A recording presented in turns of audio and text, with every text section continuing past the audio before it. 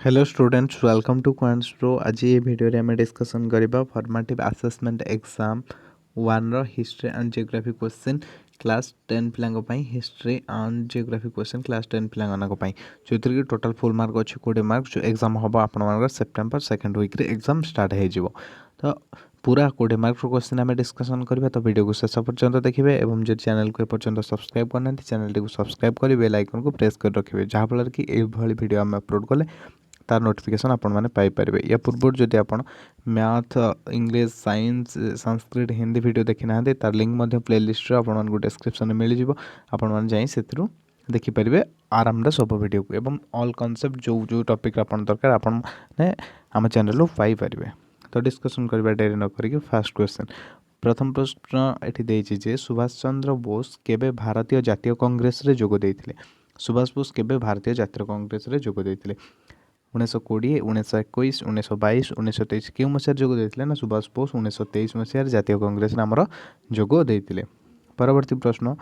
किए रावलात आईन विरुद्ध रे गांधीजी गण सत्याग्रह को विरोध करथिले साथी विरोध थिले तांको विरोधी थिले किए थिले ना लाला लाजपत राय अब्दुल कलाम आजाद सुरेंद्रनाथ बनर्जी सरदार वल्लभ भाई पटेल ये 4 जन जाक भितरु किए गांधीजी को गण सत्याग्रह को विद्रोह करथिले बा विरोध करथिले। गांधीजी जो गण सत्याग्रह आंदोलन थिला रावलात आईन विरुद्ध रे किए विरोध करथिले। तो आमर तांको सुरेंद्रनाथ बनर्जी गांधीजी महात्मा गांधीजी को विरोध करथिले रावलात आईन विरुद्ध रे जेतेबेले से गण सत्याग्रह करथिले। तापरे परवर्ती question 3 number question Subhash Chandra Bose को आजाद हिंद सरकार रे केते जन मंत्री थिले। सुभाष बोस भारतीय जातीय कांग्रेस छाड़ी से निजे आजाद हिंद फौज गठन करथिले। तो तांकर सेठी केते जन मंत्री थिले सेटा से पचारछि। तो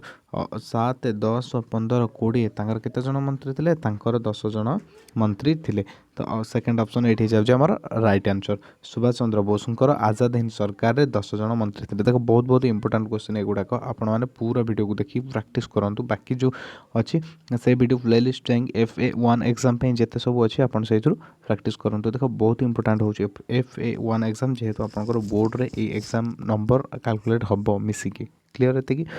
तापर परवर्ती प्रश्न 4 नंबर प्रश्न कौन कौन तो द्वितीय गोलटेबुल बैठक में किए सभापतित्व करते लॉर्ड इरविन राम्स मैकडोनाल्ड पंचम जॉर्ज विंस्टन चर्चिल किए करते ना ये राम्स मैकडोनाल्ड करते सभापतित्व कौटी द्वितीय गोलटेबुल बैठक में राम्स मैकडोनाल्ड आमर सभापतित्व करते। तापर परवर्ती प्रश्न 5 नंबर प्रश्न किए इंडियन ओपिनियन नामक एक संवाद पत्रिका प्रकाश करते। तो ये किए आमर कहूँ इंडियन ओपिनियन नामक संवाद पत्रिका प्रकाश करते ना रवींद्रनाथ ठाकुर महात्मा गांधी गोपाल कृष्ण गोखले आउ जवाहरलाल नेहरू एम किए करते ना M Mahatma Gandhi Indian opinion नामक संवाद पत्रिका प्रकाश करते महात्मा गांधी क्लियर होते कि जब किसी भी डाउट रहा तो कमेंट सेक्शन कमेंट करें आपने निहाती भाव में पचारि पारे। ता सहित डिस्क्रिप्शन में टेलीग्राम ग्रुप्र लिंक अच्छी जो आपको PDF मिले आपंकर डाउट से पचारि पारे। आउ जदि डायरेक्ट क्वेश्चन कराया चाहते डायरेक्ट मो सहित कंटाक्ट कराया चाहते तो डिस्क्रिप्शन में इंस्टाग्राम लिंक अच्छी से जाए फॉलो करके मेसेज करेंगे क्लियर। तापर परवर्ती 5 नंबर प्रश्न देख सॉरी 5 नंबर सरला 5टा क्वेश्चन आम करदे हिस्ट्री बर्तमान पॉलिटी क्वेश्चन आम कर 6 नंबर प्रश्न भारत में केते प्रकार निर्वाचन प्रचलित हुए 2 3 4 5। तो भारत में केते प्रकार निर्वाचन आम प्रचलित हुए भारत में आम 2 प्रकार निर्वाचन प्रचलित होता है क्लियर होती कि। तापर परवर्ती 7 नंबर संविधान केते धारा रे अनुसूचित जाति और जनजाति मानक पई लोकसभा स्थान संरक्षण व्यवस्था रही आम जो संरक्षण व्यवस्था रही अनुसूचित जाति और जनजाति तो जो कौ धारा अच्छी 335 धारा 332 धारा 330 धारा 360 धारा कौ धारा अच्छे आमर ना आमर धारा 330 अच्छी अनुसूचित जाति और जनजाति मानक संरक्षण व्यवस्था रही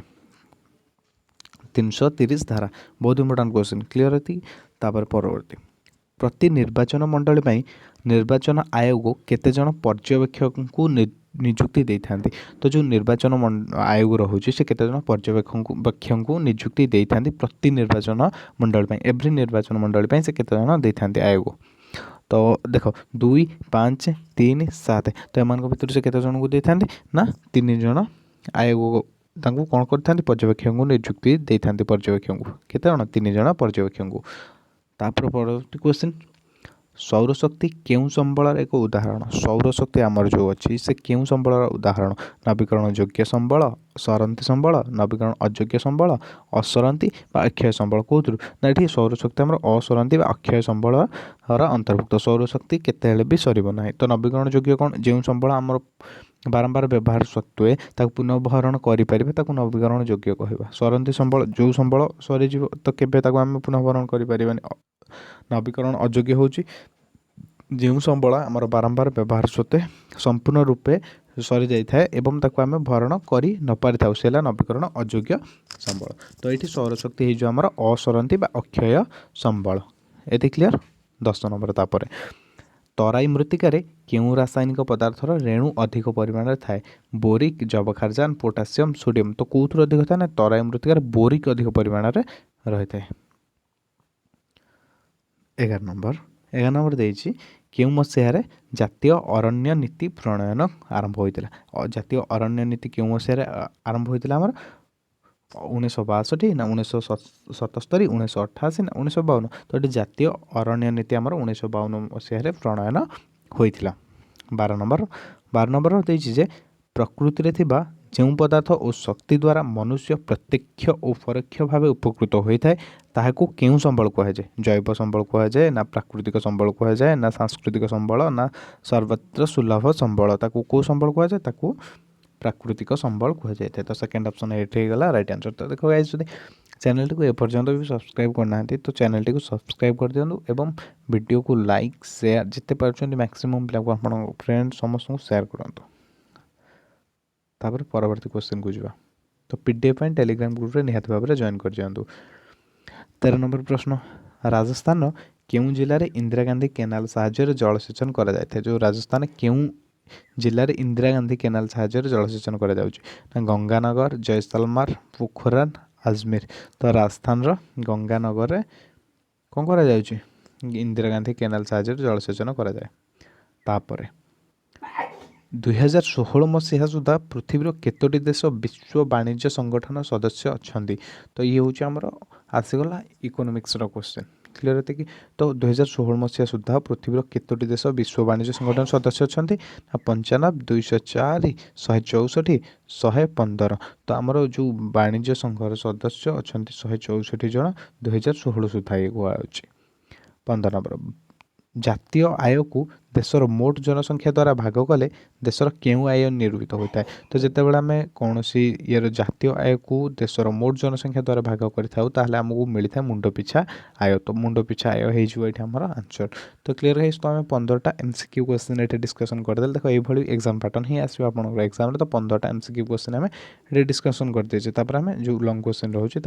डिस्कसन करवा पूर्व वीडियो को शेयर कर दिंतु एवं चैनल को सब्सक्राइब कर दिखाँ ए पर्यंत जदि करना तो देख सेक्शन बी आमर आसूँ तो देखिए जो फास्ट क्वेश्चन देखिए मनुष्य को संबल स्रष्टा कहुए कहीं या आपने कर 3 मार्क 3 मार्क तापर उदारीकरण नीति प्रणयन हेतु देशर शिल्प क्षेत्र में की परिवर्तन घटी ये हो 2 मार्क तो ये 3+2 होगा 5 मार्क्स ता और रे किंबा आपन जब करेंगे ये दुईटी क्वेश्चन करेंगे किंबा ता और जो दुईटी क्वेश्चन देछि ये आमर है गोटे हिस्ट्री सॉरी देख ये है गोटे जियोग्राफी क्वेश्चन ये है जियोग्राफी क्वेश्चन ये है आमर इकोनोमिक्स अर्थनीतिर भूगोल अर्थनीति गला तापर ये देख आमर हो गला पॉलिटिकल साइंस बा राजनीति विज्ञान ये हो गला पॉलिटीर राजनीति विज्ञान तो ये हो गला आमर कौन हिस्ट्री तो ये सेमिति आपन जदि आकु कर पाइबे 2 मार्क्स ये पाइबे 3 मार्क्स टोटाल है 3+2 5 मार्क्स तो ये दुईटा के भितर जेकोसी गोटे आप करेंगे जदि करेंगे प्रथम जियोग्राफी और अर्थनीतिर करेंगे ना जदि करेंगे हिस्ट्री और पॉलिटीर करेंगे तो देख देखिए फोटो परिचय पत्र कौन